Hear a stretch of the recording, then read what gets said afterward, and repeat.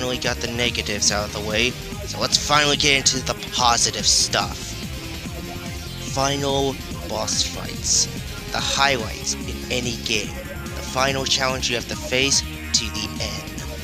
They can be great, they can be enjoyable, and we have some epic final boss fights to go over. Today I brought out my list of the top 15 candidates that I consider to be great. This is, in my opinion, in the 15 that I enjoyed, so there might be some disagreement, but it's just details to go over.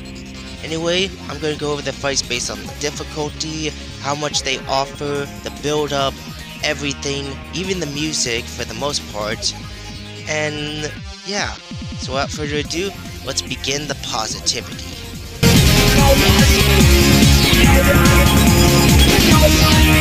I'll be quite honest, picking my number 15 lowest spot was kinda hard since there are plenty of candidates that I could easily pick, but out of all of them, the one that I recently played through, I'm gonna go with the Robot Owl, Clockwork, the main antagonist of the Sly Cooper franchise, and one of the two good final bosses in the series since the other two are just awful. Being the main antagonist of the first game, Clockwork has been foreshadowed throughout all the pictures that Sly show us throughout the entire game. And being one of the Fiendish Five, and responsible for murdering Sly's father, what better way to have our final bout happen in a frickin' volcano? This is personal business. The controls for the jetpack itself are fine, but luckily, they're easy to get used to. And as for the fight itself, it's pretty good as well. Oh, Clockwork will start off shooting projectiles at you, which can be easily avoided, and you have to shoot at the weak spots being exposed all around the armor pieces by using the jetpack and avoiding all the attacks. It starts off simple, but then there's the second phase where it'll send out electrifying rings they have to fly in the middle of to avoid. Since you only can take about like 1 to 2 hits in this fight, but it's still pretty straightforward nonetheless. Keep wearing onto him and then you get to the final part of the fight, where you have to do a little bit of platforming segments while avoiding all the different projectiles being tossed at you. Reach to the end part to finish off Clockwork and bring his robotic head into the lava where it belongs. This is overall a pretty satisfying fight and one of the better bosses in the series. Even though this game has the most simplistic bosses, it's definitely to see one ending on a high note, especially for a great start to a beginning of the series.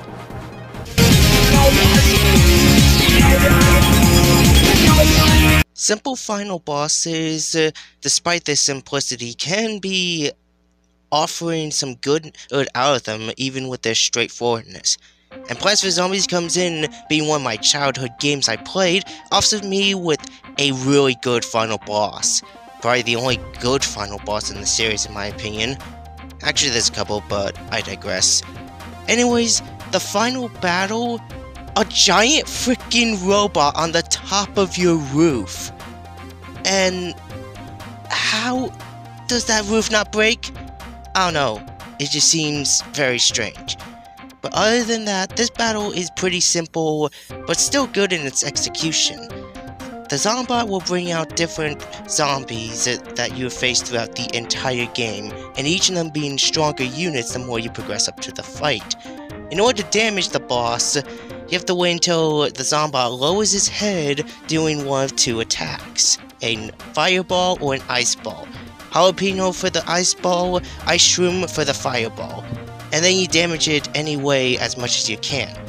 Yeah, the fight is pretty easy, but he'll offer a few new tricks like yeeting the frickin' RV on the roof. I love that one. And bringing out bungee zombies to take some of your plants away. This is a really straightforward and simple battle, and definitely better than any of the bosses in PvZ2. Even the final boss of that game was lame. And you'll get unlocked with one of the best credit sequences in any video game. Well, at least in my opinion. Simple final bosses can do the job just right. Even if they're not the most epic, they can still get the job done presenting themselves in terms of difficulty, music, and how well the battle plays out. And Plants vs. Zombies definitely does deliver in that good quality.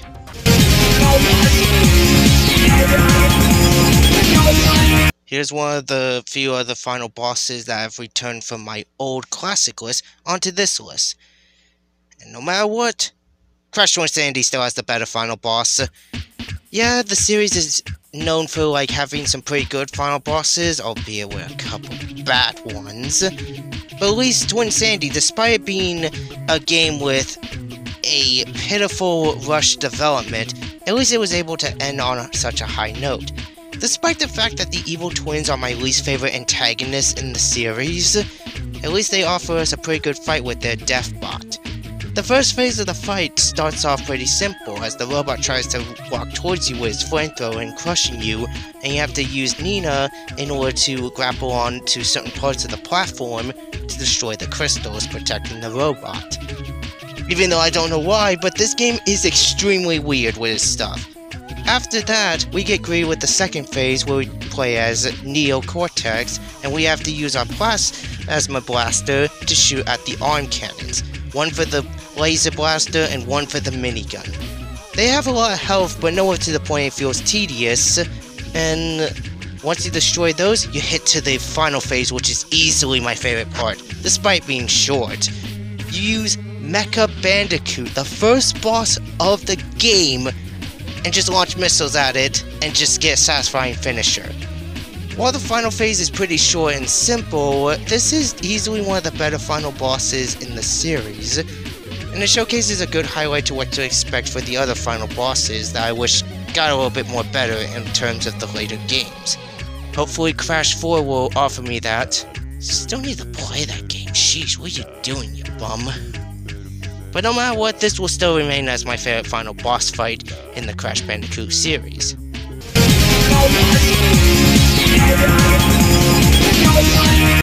Shooter games. Is there ever a shooter game that actually has a good final boss?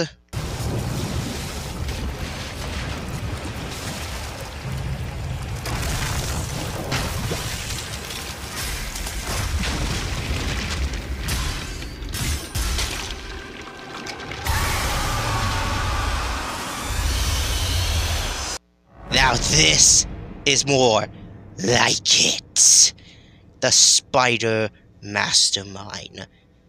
Remember the Spider Demon fight from Doom 1?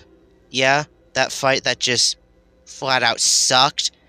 Well, the Spider Demon took a massive hiatus ever since the first Doom game. After seeing that embarrassing display, she went ahead to try to train herself. Experience, go through a lot of educational work to make herself a better final boss. And up until Doom 2016, look what she brought out. An upgrade of herself that succeeded all the tests of being a good final boss. The Spider Mastermind has changed a lot. From instead of just normal standard shots, she'll try to swipe at you, and even throwing out laser attacks that require some good dodging. Not only that, but she does take a lot of punishment to beat. No longer dying to 3 BFG shots, it's gonna take a lot of BFG shots. The fight gets more progressively difficult as you progress on forward, for her yeeting out bombs and using that brain of hers for electrifying matters, such as electrifying the floors, even using the frickin' pillars as hazards. This is overall a pretty hectic fight. It's fun and challenging, but nowhere to where it's cheap. Every mistake you'll make will be the fault of the player and not to the boss, because it's pretty fair and straightforward. I just really like how cool the battle always will play out depending on how you approach her in terms of your weapons and arsenal and how you're gonna utilize them. Once she's down to her final legs, she'll make sure that you can't damage her brain enough and yeet a frickin' rock at you with the magical power of her brain, electricity, and you have to dwindle her down at just the lowest amount of health to put the frickin' BFG right in her mouth and land a satisfying finisher. Oh man, My only little nitpick is she's the only boss in the game to have one phase as opposed to the other previous two bosses having two phases. But it's not enough to bring this boss fight down to where it's bad. It's still a great final battle, and overall still one of my favorites in the Doom lineup. Definitely satisfying to play through Doom 2016, my first ever Doom game in the series. The Uncharted series is pretty mixed with its final bosses. Naughty Dog at least tried, but they aren't really the most memorable fights out there. In terms of being at least good at best to, well, underwhelming at first. But at least Naughty Dog are able to do one thing, ending their final game with at least a really good final boss fight. Rafe Adler is easily one of my favorite villains in the Uncharted franchise. For one thing, being a rich man growing up into a rich family, he wants everything done by his hand, and he's tired of everything being served up to him on a silver platter. So he wants through the adventure trying to find Avery's treasure before Nate does, so he can prove to himself that he's able to do anything. It makes him more of a fleshed out villain than the other villains who are just out for power for some reason, because this guy is out to prove himself. And man, does it showcase in the final duel, because sword fighting in a frickin' broken down boat equals yes. You start off pretty simple because Nate doesn't want to fight Rafe, but Rafe just wants him dead entirely so he can prove himself, because he's getting tired of the tales that Nate has been told to be a legend, and even referencing all of the past adventures from the previous games. And thus, we get ourselves to the actual battle. Sword fighting. The sword fighting controls are pretty simple and straightforward to get used to, and you have to counteract Rafe's attacks while also landing in some hits on him, punches and blows. But Rafe can be a bit tricky to deal with since you have to time your counteractions just right, especially on the hardest setting where he can one-shot you. Well, two-shot you, but if you counteract just right, you'll be able to progress on forward. Then getting to the second part of the fight where he gets fully enraged and his attacks get extremely faster the more you progress on forward. This requires a good test of patience and your timing on counteracting him through your fullest. It's still an awesome final battle, and the music is pretty good even though it's not one of my favorites. It's fitting for the whole battle itself, the character, and everything about it just shows that Naughty Dog went all out to make the final boss fight just as good, and all for an epic finisher. Having all of the treasure crushing him. No way he's getting out of that. I'm glad that this game ended on such a high note, because Uncharted 4 may be my second favorite in the series, and I still appreciate it for what it did in terms of the villain and its finale.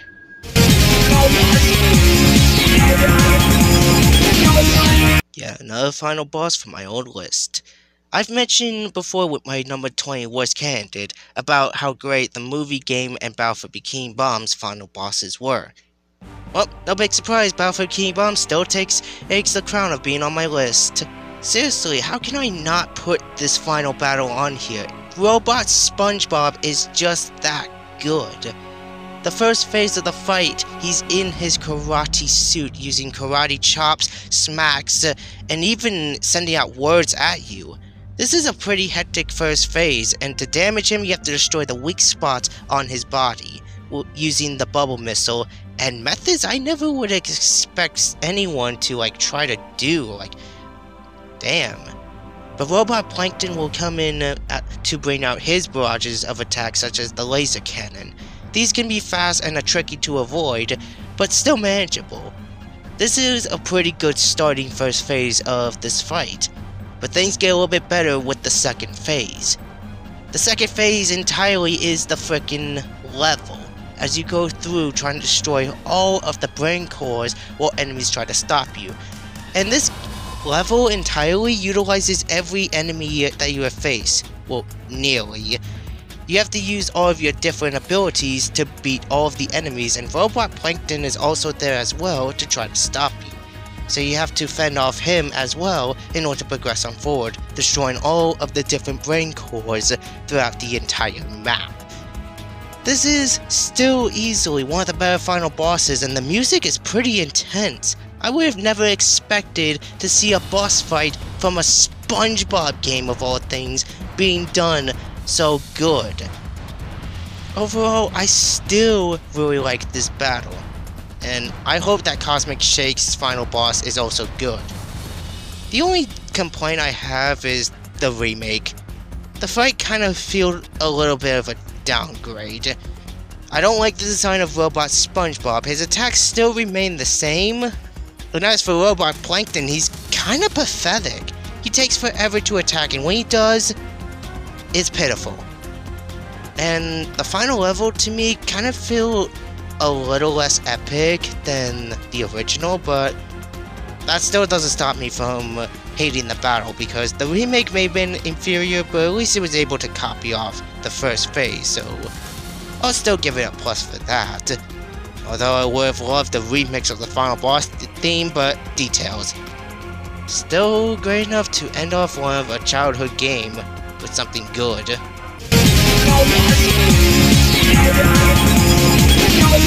I finally get to talk about this new little game that I played through. The Ori duology. I really love both of these games. I enjoyed them so much.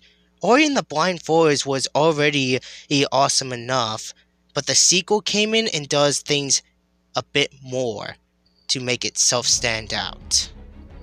Blind Forest didn't really have any boss fights, and the supposed final run against Kuro, where you just try to do a little chase segment, is pretty short but still satisfying enough to conclude the game. But then there's Will of the Wisps, the sequel to offer itself 6 pretty good boss fights, and one amazing final boss fight. Shriek. This final boss just blew me away, and I wasn't expecting it to be all that great. Shriek is up there as one of my favorite antagonists, and what drove her to this moment is her entire backstory. Shriek was born into the decay in the Silent Woods, and seeing her deceased parents, she went out to try to find a family of her own to be appreciated and be a part of. But she was rejected away entirely, and thus leading her falling into the darkness of itself. And she tried to prevent Ori from restoring the light. Even when Ori showcased it, she still was blinded by her past and refuses to be a part of it, thus leading her to destroying it, and the final battle begins. This fight is the most beautiful and epic looking that I have dealt with. Her attacks involve crushing, stomping, a shriek attack, which hence the name by the way, a laser attack, and spitting out projectiles.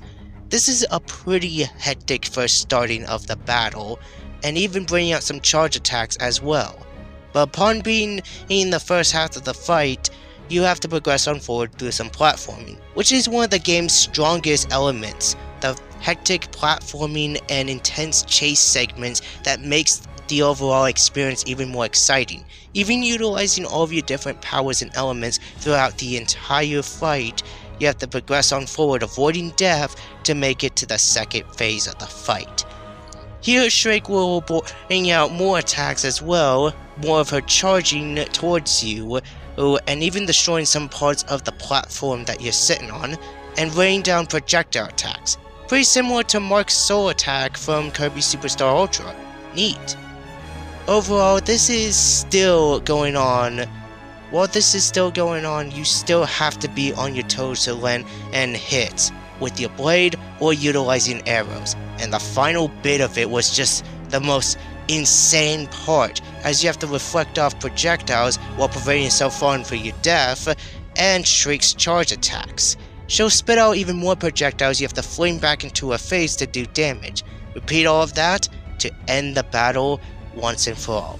This is Shriek and Ori's final moments in the game. And what does Shriek do upon her final moments? Rest alongside her dead parents.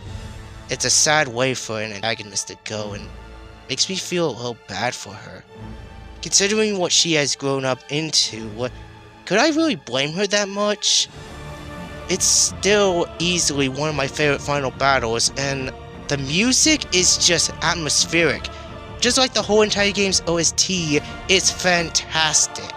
And one of the more final boss themes that I will still appreciate to this day.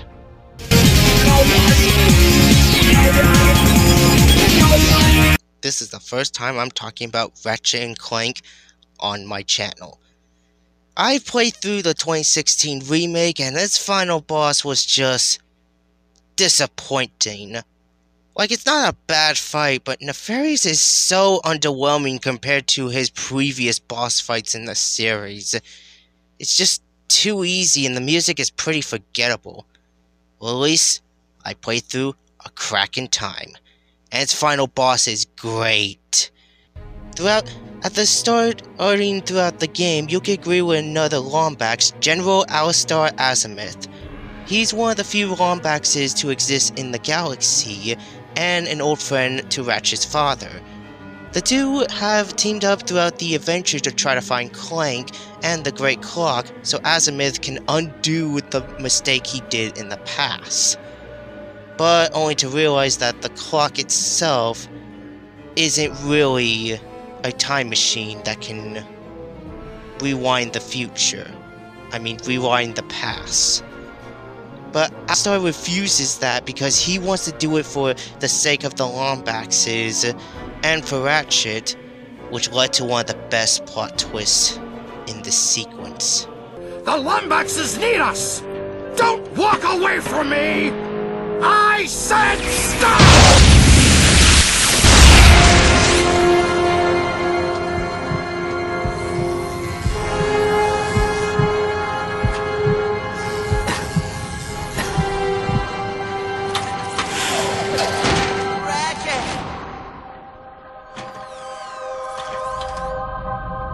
Very little antagonists kill the hero. And Alistar, despite the fact he isn't even the villain, does that. That is an instant win and a jaw drop to everyone who didn't expect this. Starting off the sequence with Clank, he has to make his way to the Great Clock while Azimuth tries to stop him. After that short little segment and preventing Ratchet's death, we get into a few segments where we have to avoid the bombs Azimuth is throwing at us and grind railing. And after all of that, the true battle begins. Alistar Azimuth, once a friend, and now is an enemy to Ratchet. His attacks consist of throwing projectiles at you and relying on his Omni-Wrench staff for close range effects. Wherever you're standing will depend on what certain attacks he will throw at you, making it completely random guesswork instead of a straightforward pattern. There are moments where he'll use his hover boots to slide around and try to throw out bombs to mess with you, and even ripping off panels and throwing them at you. It starts off pretty straightforward, but the battle gets more intense as you reach to the halfway mark. One willing to fight for another cause. Alistar's attacks will get more hectic as he throws out triple projectile shots, gets a little faster with his melee ranges, a shockwave attack, even breaking the floor panels, and a charge attack. This is a pretty great final battle. He does have a lot of health, but never to the point where it's extremely tedious. And there's still plenty of ammo around the arena that will help you out in the fight. So it's gonna take a lot to bring this guy down. And this is one of the best final battles in the Ratchet & Clank series, and probably my personal favorite. Some might disagree, but to me, this will still remain as the best one in the series.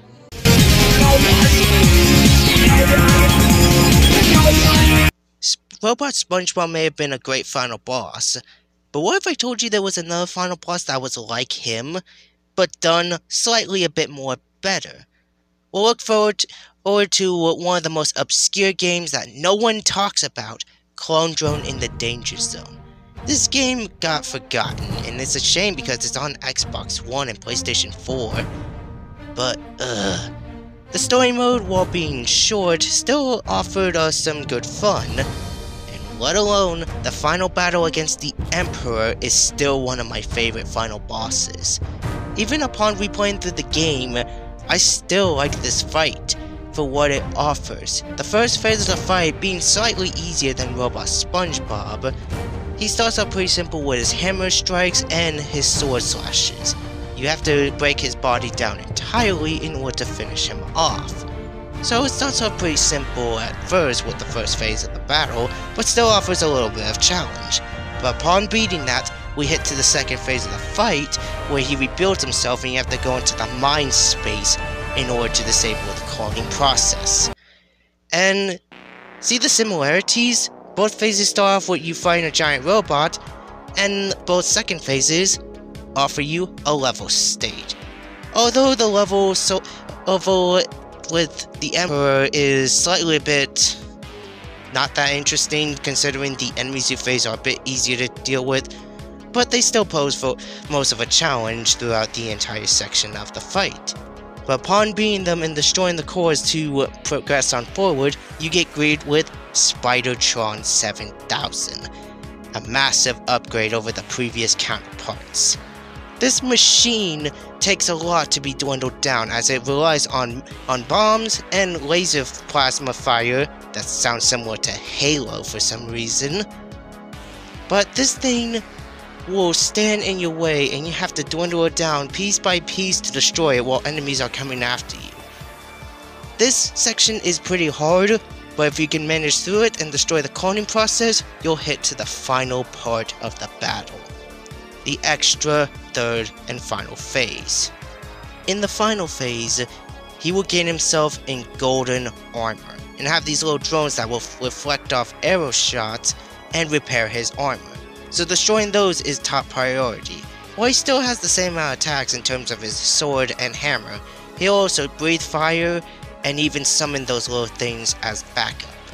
So you're gonna have to keep dwindling him down until you destroy his head to end the battle. This is a pretty tough third phase, and it gets progressively more challenging as you're going through the fight. The hammer bashing is a bit annoying at first, but I can tolerate it. This is still one of my favorite final battles in any game. It's a shame that no one talks about it at all. Like, what happened? But at least the game did offer something in the end. A good note, that is. Now, can we get more obscure games with good final bosses? You know, stuff like this, for once?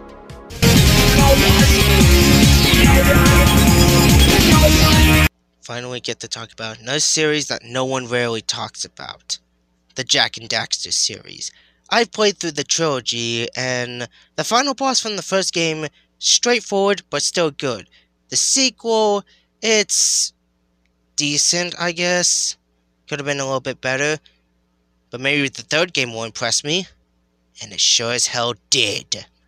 The finale of Jak 3 was really good, and the Dark Maker Terraformer comes in to make it even better. Just look at this, you find a giant walker in the freaking wasteland. I mean, how cool can that be? You start off with the Sand Shark, this car is indestructible somehow, and you have to destroy all 16 weak spots on the legs. This segment can be quite challenging and utilize the entire wasteland at its fullest, because the machine will also toss out bombs and little fidget spinner things, that's what I'm going to call them, in order to try to slow you down. But you can use the speed boost to your advantage to get around and destroying all of the weak spots around the legs. This segment is pretty tough, but still fun nonetheless. And upon beating this, you'll split the whole entire thing apart and climb onto it to trigger the second phase. In the second phase of the fight, the terraformer ain't going down that easily. because arrow in his cannon will also shoot a laser at you, while enemies, tentacles, and fidget spinner things, why do we even have those, will attack you throughout the fight.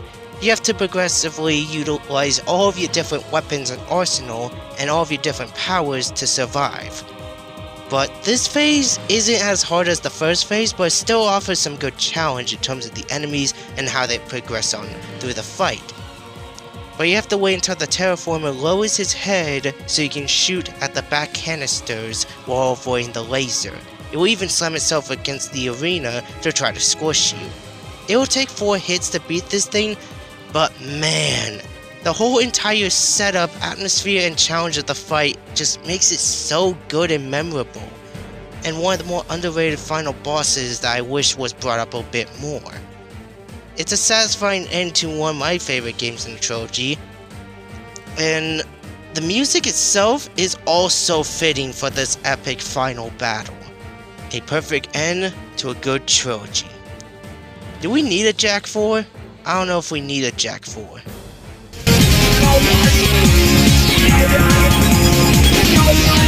Well, he's another final boss that used to be high up on my list, but was kinda downgraded. But no matter what, I still love it.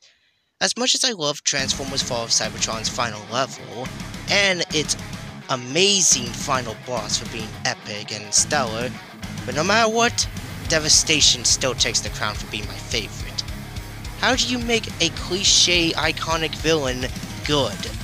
Giving him one of the best boss fights, that's for damn sure. Throughout the entire finale, which, it's fine, the final level is fine in Devastation, and going through probably my least favorite penultimate boss, we get greeted with our final bout against Megatron. From his previous bouts, he relied on his shield and cannon as methods of attacking, but here in the final battle, he relies heavily on his fist.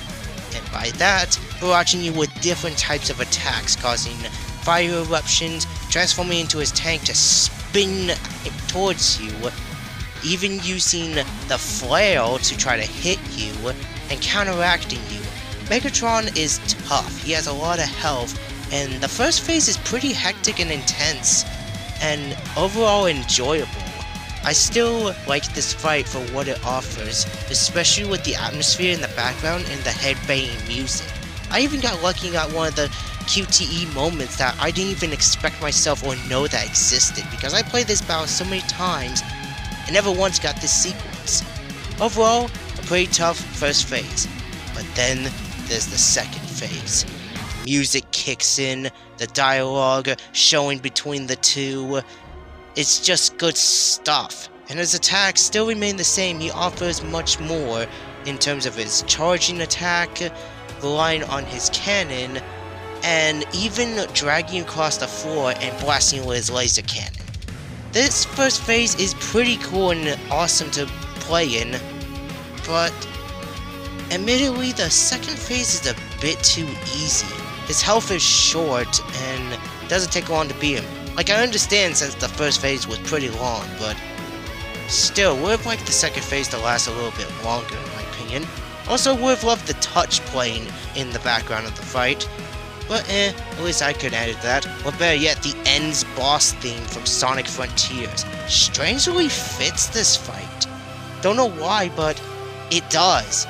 It really, really does.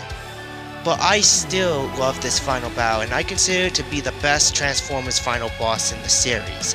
This Megatron fight is definitely better than the animated game, the fallen PS3 version, the god-awful Battlegrounds version, and the Lockdown boss fight.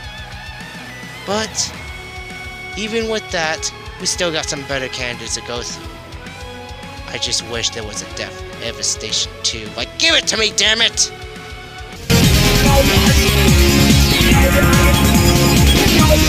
So I've been trying to play through some Sonic games to find some better final bosses because sheesh, Time Eater and Dark Gaia disappoint me heavily. Is there one that was even worth the hassle of going through, let alone fighting? I am the ultimate overlord, Metal Sonic! I spoke too soon. So I finally played through Sonic Heroes, and gathered all of the freaking Chaos Emeralds. What a pain in the ass! And what's your reward? One of the best final boss fights in the series. Sure, some might argue that there's better, but this is the one I experienced, so this is the one I'm picking for the list. Metal Sonic has been built up throughout the entire game, being the one to copy off all of the data from all of the life forms that he has been dealing with throughout the entire game. And what led us up to a final fight where we start off with a very long transformation cutscene. Yeah, they have to make it super intense. And then the first phase of the fight. This is easily my favorite part of the fight, as you take control of all three teams, Team Rose, Team Chaos, and Team Dark, to attack the weak spots on Metal Overlord. But he can just sit there and let you do that, as he has a tail whip, flamethrower, or shooting out icicle spikes at you, encasing your units trapped in the frickin' things, and you have to break them out. This attack can especially be troublesome in later parts of the fight. As for the weak spots, you have to damage him with characters that he doesn't have that color to. For example, if it's blue, your fast character can't damage it. If it's yellow, your flying character can't damage it, and so on and so forth. So you have to plan out your strategies on which unit to use to attack the weak spots while avoiding Metal Overlord's attacks. But after going through Phase 1, Phase 2 begins. Another short transformation where he grows out wings, Team Sonic is ready to take to the skies. Even though Sonic is super and everyone else just gets bubble shields. Yeah, kinda disappointing. Overall, the second phase is also great. You take high to the sky, and you have to reflect off Metal Overlord's attacks that he throws at you. Even lifting up a freaking plane. Sheesh, man, where'd you get that? You need to reflect them off in order to charge up the Team Blast. And man, does it look satisfying to look at. You have to repeat the process a few times in order to win the fight. And the music, What I'm Made Of, is a banger of a final boss theme, even though I prefer Negawa's Armor Phase 2. And the dialogue for the fight is entirely fitting for Metal Sonic. He's explained to himself that he took the sole purpose of recreating this body because he was tired of being beaten by Sonic, just to prove that he is the better Sonic, the real Sonic. But no matter what, a fake robot copy, even with a terrifying form, isn't enough to beat the real deal. Too bad it was all over for him. I really liked this battle. At least it was worth the hassle of going through the horrible special stages just to fight a great final boss.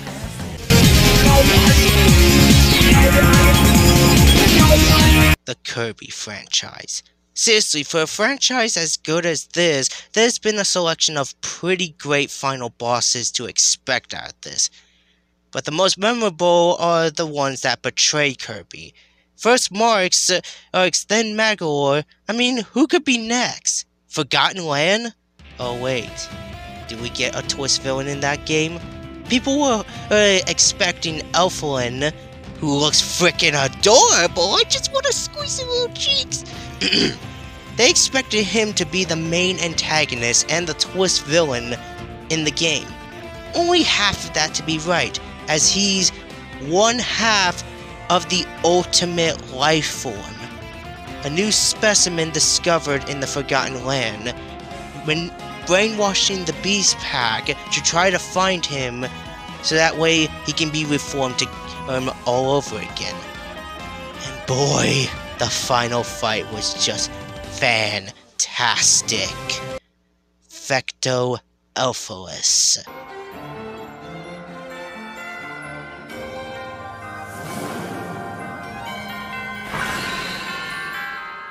I mean, what is there to say? The whole entire setup of the fight is just done good. For one thing, I really like the design of him. It's so fitting and stylish. And the boss fight against him, while pretty simple and straightforward, it still offers itself to be an epic and great final battle. Vector will rely on that staff of his for slashes, swings, jowling down and causing fire around the arena. It's all straightforward stuff, but the fight gets more exciting once you reach to the halfway mark, where he'll send out meteors to try to crush you, and having a healing gimmick that can be interrupted, and it must be interrupted, just to make the fight a little bit more easier. He gets more chaotic with his attacks the more you progress on forward to the fight, and the music is still awesome. One of my favorites in the series entirely, and I just really love it. The music itself has 14 different transitions. I mean, it's pretty long, 6 minutes, 14 transitions? That's all great stuff. But upon being in the first part of the fight, he gets down and you have to free Elflin out of him, but he's not going to just let you do that. He'll use his staff to try to get you off, but manage to succeed. Elflin, melting, is still holding on to himself, and what does he plan to do? Bring out Planet Pop Star and collide it into the Forgotten Land. This thing, all out evil. So what do you have to do? Let's use Optimus Prime! Autobots, roll out! And make one final push to him while avoiding all of the different barrages of attacks that he will bring out. He'll try to slow you down, and the music, the invincibility, just makes this second part of the fight even more exciting. And the finisher? Just watch.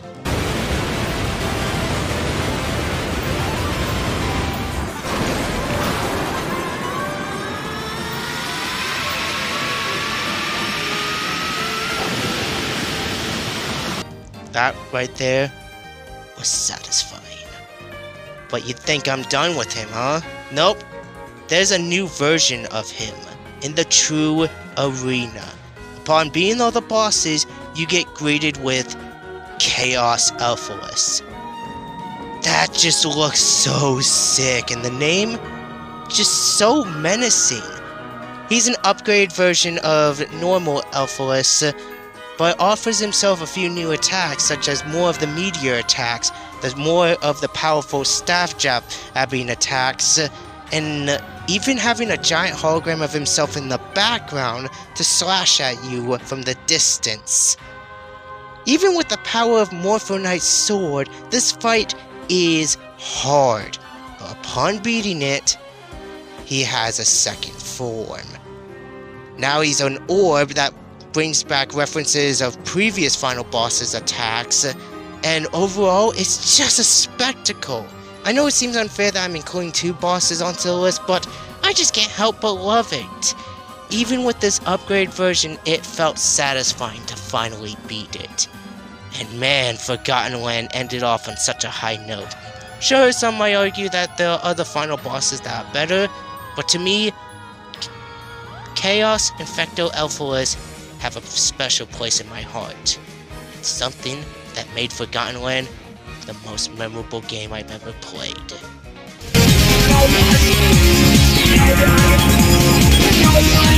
This final boss might surprise you at why it's being at number 2, but I do have reasons why. Who could possibly take the number 2 spot? Well, it's him. My best friend.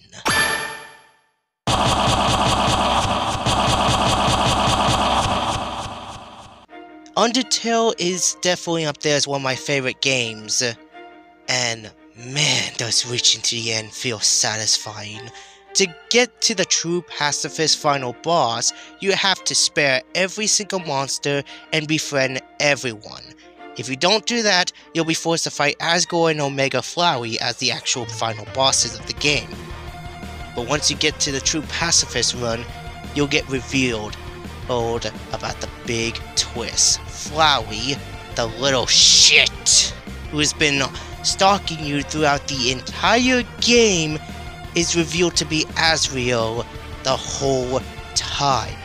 He wanted to use the souls to become a god to destroy the world, but he managed to free him out of that pitiful flower body. And thus, the final fight is epic. Azrael Dreamer, the hyper god of death. This final battle is awesome, and I can definitely see why. Azrael has loads of different attacks, such as bringing out stars, relying on those sabers of his, is having his own weapon with 3 bursting shots, lightning strikes. They all get chaotic the more you progress onto the fight. All you have is to hope and dream to survive through this fight entirely. Sure, you can't lose, but the sense of avoiding all those attacks to progress on forward is just definitely a step up in the direction that you're going for. He wants to continue this because he's tired of feeling lonely and resetting the timeline just to do everything all over again, but you're the only hope of stopping him. Hopes and dreams. But upon surviving his special attack, jeez, that's terrifying right there, he still questions how you're still alive. But then we get to the second part of the fight with his more terrifying form, bringing out barrages of attacks, and the only thing you can do is struggle. Struggle to get out of it. But you keep trying. Nothing is happening. You keep trying. Is there no hope? No. You can resonate with his soul to save the world. You get to the final part of the fight, where you have to free all of your friends and bring back their memories. Upon facing your friends, they will utilize the powers of each soul color throughout the boss fights you have dealt with. Yellow heart for the lasers and dealing with the mini robots for alphas. Undying will turn you green and you have to reflect off and block attacks. Papyrus will turn you blue when you have load momentum to jump over the attacks. Asgore and Torio will barrage you with fireballs, and you have to do what you can to bring their memories back in hopes to save them. Like I said, saving the world. The music is phenomenal in the fight, easily my second favorite final boss theme in any video game. I love it so much. But upon going through all of that, you only have one last thing to do. You need to save someone else. But who? He's standing right in front of you. Azrael refuses to lose. But no matter what, you still want to save him.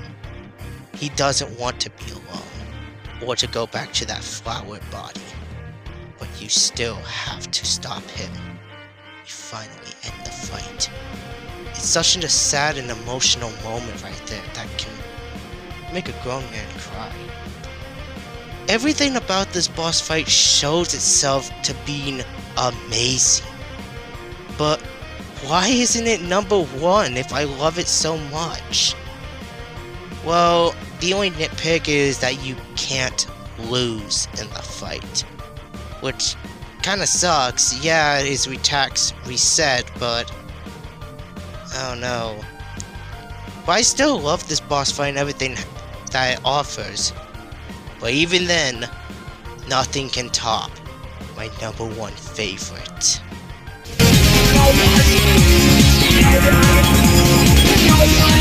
So, you've made it this far. To those who have seen my old original list, you already knew who my #1 was gonna be. But even after experiencing all of these awesome final bosses, no matter what, the evil Emperor still takes the crown.